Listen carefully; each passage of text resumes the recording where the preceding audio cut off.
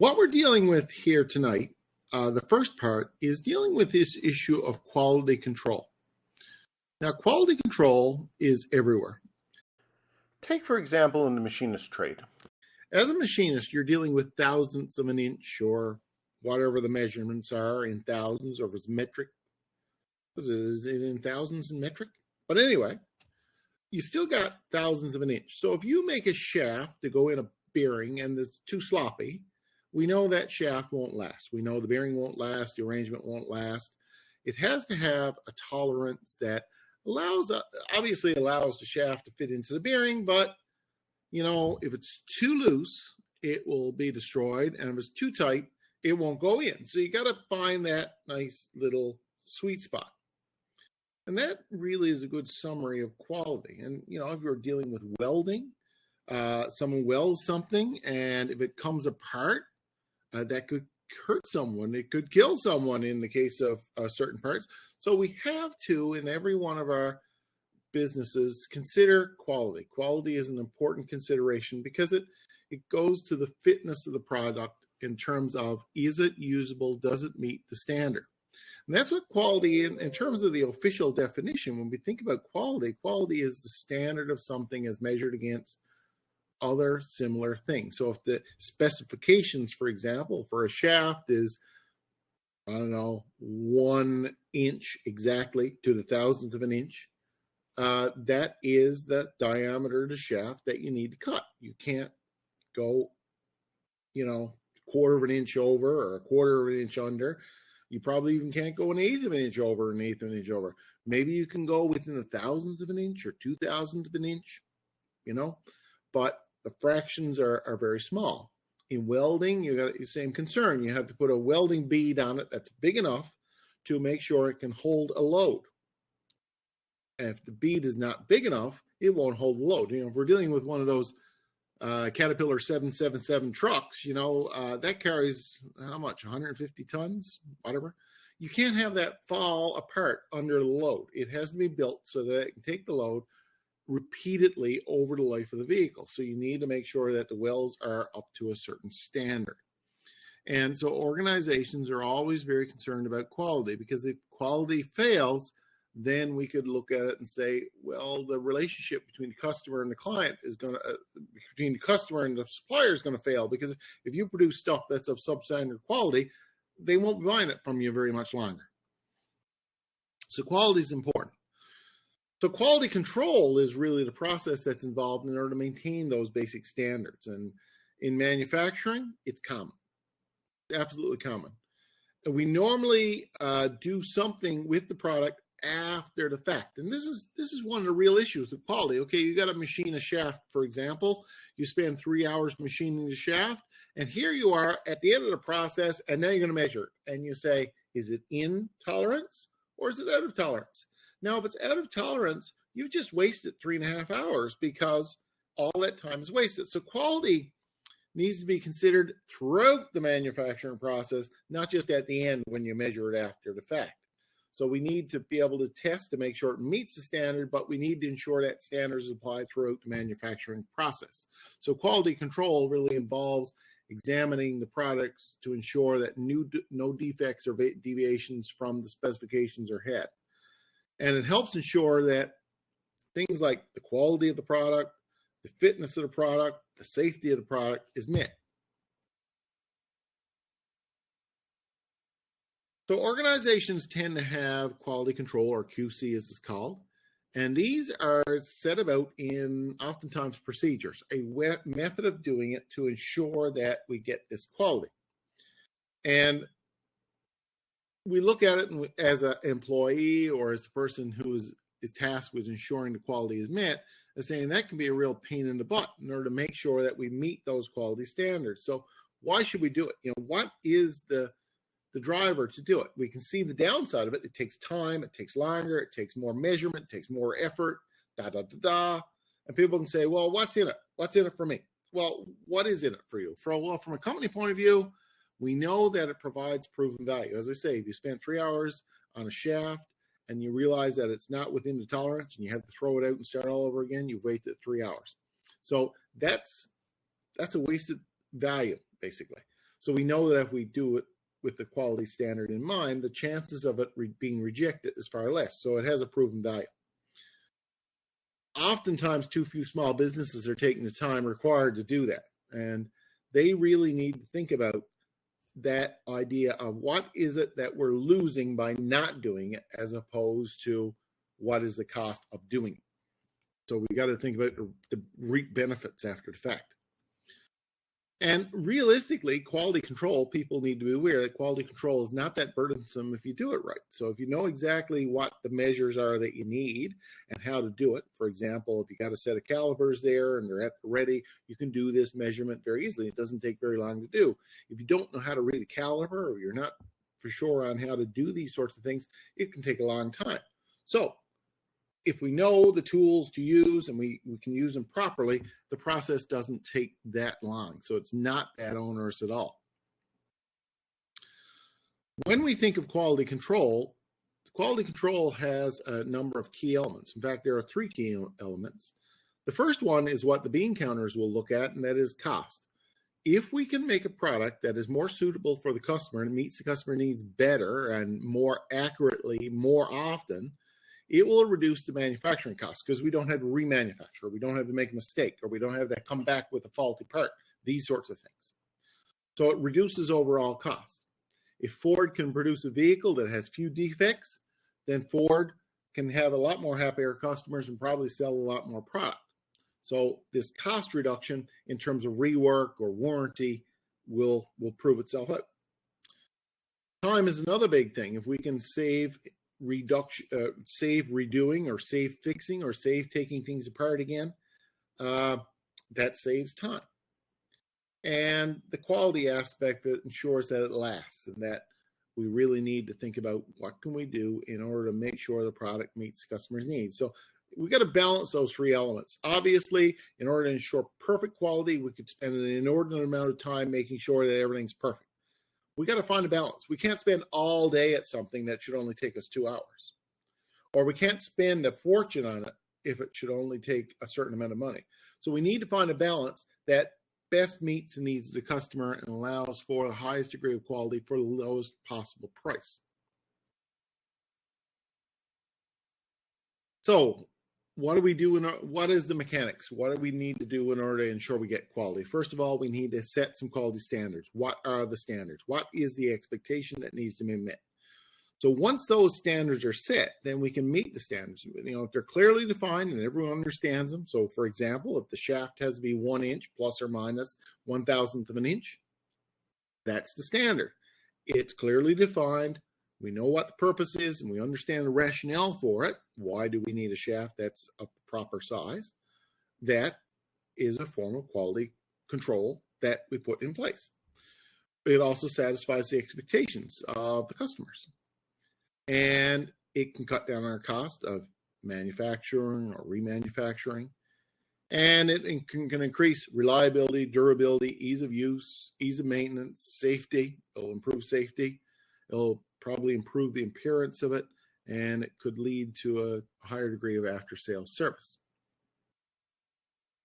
What we normally do is once we've set those quality standards in place, we write them down. So basically, we initiate a quality standard or a quality control process. So experience is a wonderful teacher for developing quality, but also creating a list of those standards. So what is it we do? How can we do it to meet those standards, the processes that we put in place? So again, I'm working out of my element here, but if you make sure that things are, if the steel is of good quality, or if the steel is clean, or if the steel is of certain, is of the right, if you heat it up, for example, it tends to warp. So you want to get a good steel. If you're welding or you're machining, the steel has to be the right type of steel to allow you to do these fine cuts to ensure that you meet the standard. So we need to think about writing down, this is the type of steel you use to do this type of work. Or these sorts of things are things that you get used to in the trade that are really nothing more than quality standards. This is the type of steel we need to do this. You wouldn't use aluminum, for example, to do something that is a wearing product, because the aluminum wouldn't last. one simple and effective way towards quality is to create a process standard that you write down the steps in an efficient and proven process to get you to do the job right. And this kind of takes the guesswork out of it. And it says, okay, this is the way it needs to be done in order to ensure it has to be in place. So a quality control checklist is really a form of a standard. Here's a very simple one for installing concrete footings, for example. So if you've been at this for years, this is the experience part. If you've been at this for years, you've made your share of mistakes pouring concrete, making sure it sets up right, making sure it's at a certain standard. What you could do is, based on your experience, is to create a simple checklist for anyone coming in off the street, a new employee, for example, or a employee who doesn't do it that often, to say, this is the process you really need to do in order to get the best chance of meeting the quality standards. So, for example, some of the general things that you need to do is to provide training for proper concrete procedures. You could integrate material handling and safety talks into that. Or you could receive concrete tickets from the concrete supplier, so that way it meets that standard that you've laid out.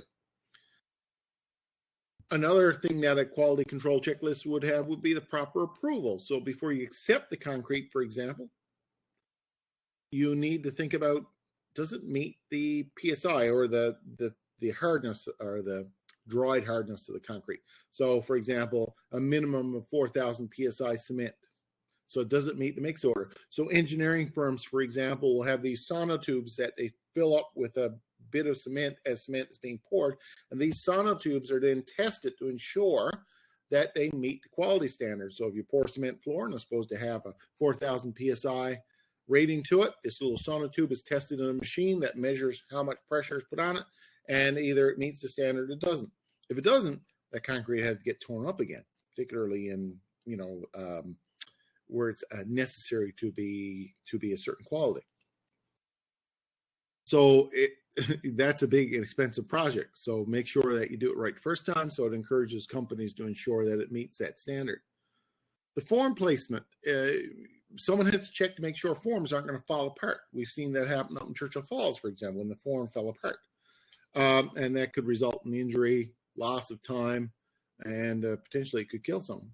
Rebar installation and expansion joints. So someone has to check this stuff because this is the points of, we'll call it primary points of failure that could result in a bad concrete job.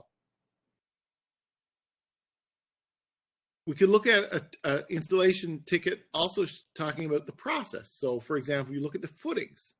What needs to be done in terms of process? Well, the process means you got to get the water out of the trenches. We got to, so you dig a trench in order to put down a concrete foundation. You can't have water in when you pour cement.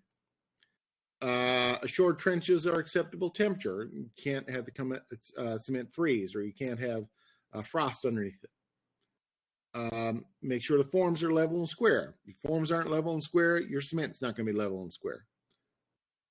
Assure ease of concrete placement. Can the wheelbarrow or can the cement pump get to where you're putting it? Assure the forms are oiled. If you don't oil the forms and you go to take the forms off the next day and you realize they're not coming off, that will take a long time, or it could destroy the forms. So you got to make sure that there's a good separation, no different than a cake pan. And order the trucks. That's a big one because without the cement, you're not going to be pouring any cement. And in terms of during the process, so this is a prior process, this is a during. During, assure the compaction of the trenches, as the cement being settled. Provide effective guidance on the project to achieve quality work. So someone with some experience will say, okay, look, we can't pour all the cement in this corner here. We need to put it evenly, or these sorts of things will be put in place. So this is what's called a quality control checklist. So anyone who's working on this concrete pour could look at this and say, these are the things that need to be done. And if they're done properly and in order, for example, there's no sense to check the footings for squareness once the cement is poured, right? So you need to do that beforehand. So this standardized list of procedures could be shown in every one of your work environments. No matter what you do, there needs to be a series of things. And with the experience that you have in your particular position, you would know that there are several things that need to be done in order. And that that order you could give to someone, a new person coming in, and they could certainly follow that and ensure, help ensure that they will do a better job or will meet the quality standard. Now, quality control is pretty rigid. So you have, for example, when you machine a piece of material, it has to be 1 inch with a tolerance of plus or minus 1,000. So, you can say that's a pretty rigid thing. So how do we build flexibility into quality control? It seems like a contrary points. Quality control means sameness, whereas flexibility means different. Well, we need to be able to adapt. Quality control procedures need to be able to adapt. For example, what we mean here is, let's say, for example, this checklist. We look at this checklist and we say, oh, look, there's a part missing, or we left something out, or experience has shown that, this should be done before this, or that sort of thing.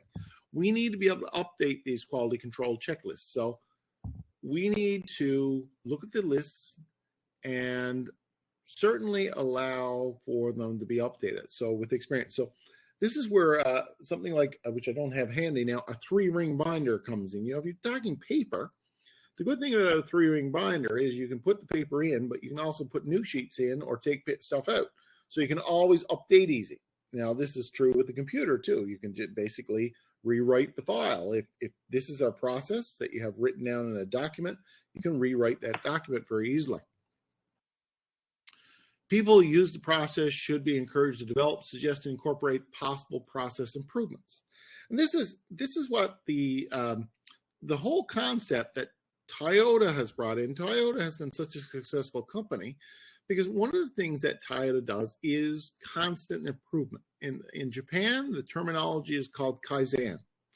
And Kaizen means that you constantly look for ways to do things better.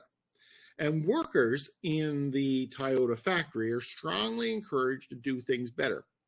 Between the last iteration of the Toyota Camry and this edition of the Camry, for example, workers were asked, or their input was requested. These workers are putting the thing together on the assembly line. So these cars are coming by, and the workers are the ones assembling the car. They're the ones with the greatest knowledge on what works, what doesn't work. Anyway, what Toyota did is they asked their people who put on the front bumper, okay, that front fascia that you see on the car, and they said, what can we do different here? The workers came back with a whole pile of suggestions. And in fact, what they did with the bumper was made up of, I forget the number, so I'll just make up a number here, 20 parts.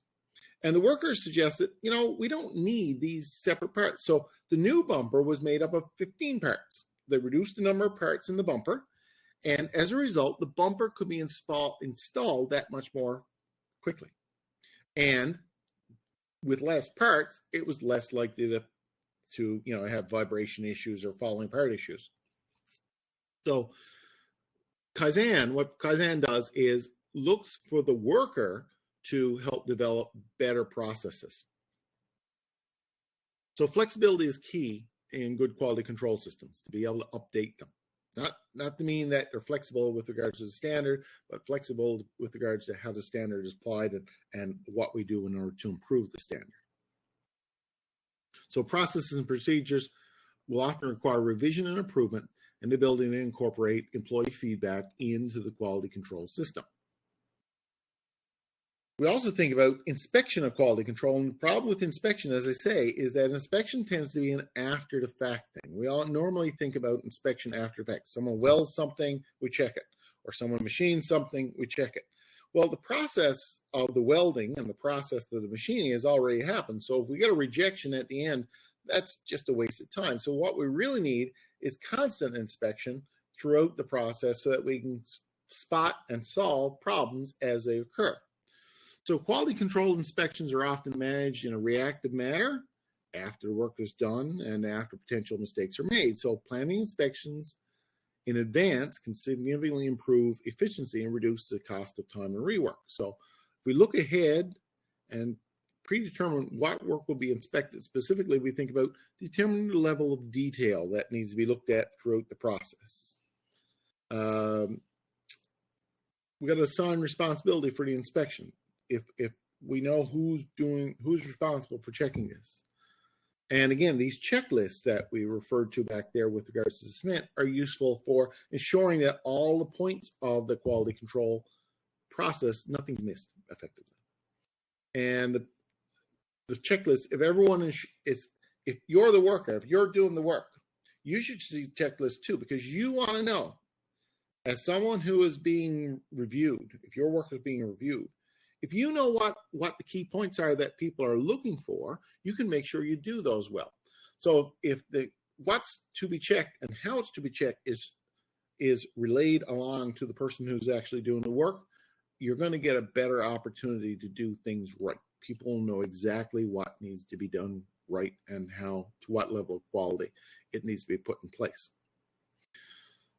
We can summarize all of this conversation with regards to quality management principles. And there are 7 quality management principles that are used in the industry. The first one is really why we're doing it anyway. Ultimately, whatever we produce goes to the customer. The customer needs to be satisfied with the product. And the goal is to ensure the product meets the customer's needs. It also looks at leadership. What is the purpose, direction, and engagement towards quality? Who's pushing this? Who's making sure that everyone has a good idea of why we're doing this? What is the importance of quality? Engagement of people. And again, the leader's job is to engage workers to say, here's why we're doing this. What's in it for you to do this well? And we recognize things that are done right, and we fix things that need to be improved. The process approach, how we go about doing it. So for example, these checklists that I just talked about is an example of the process approach. Here's how we should do it in order to make sure that it runs as smoothly as possible, or our experience has shown that this step needs to be done, then this step, then this step. Constant improvement. Again, this is the flexibility element. It's one thing to say, okay, here's the process, but if someone comes up with a better way to do it, like the employees at Toyota, let's incorporate that. So the constant improvement. And here's one that you hear a lot about in the news, evidence-based decision-making. And that's ultimately based on feedback that comes from these previous points. You're going to make decisions, not because someone on a whim wants to make a decision. Evidence-based means that you have justification for doing it a certain way, or justification for changing it a certain way. And this then facilitates a good quality decision when you have good statistical backup or good lived experience backup to make those changes. And it all comes back to, again, that customer focus, to what we've already talked about in the marketing unit, that is relationship marketing. If you can do a good job at all these processes, you will build a relationship with the customer and strengthen it, because you'll produce a quality product for everyone. In terms of quality control, we see these terminologies in our places of work all the time. ISO, which is the International Standards Organization, okay? And effectively what they do is they look at organizations. They don't look for quality, they look for the quality processes, okay? They're focused on the quality processes. And so for example, you see ISO 9001, and it's really that's an example of a quality standard for small business. And there are different ISO standards for different things. And for whatever industry you're in, there will be a certain number of ISO standards, and effectively they're focused on process. If we look at this and you want to think about this a little bit more, what I've done is I put the discussion topic in this to talk about, to get you to think about what kind of processes do you use at your work, and how, think about them in light of quality control. What is the process that you put in place in order to ensure a certain quality of whatever you do? Is there a procedure that you use?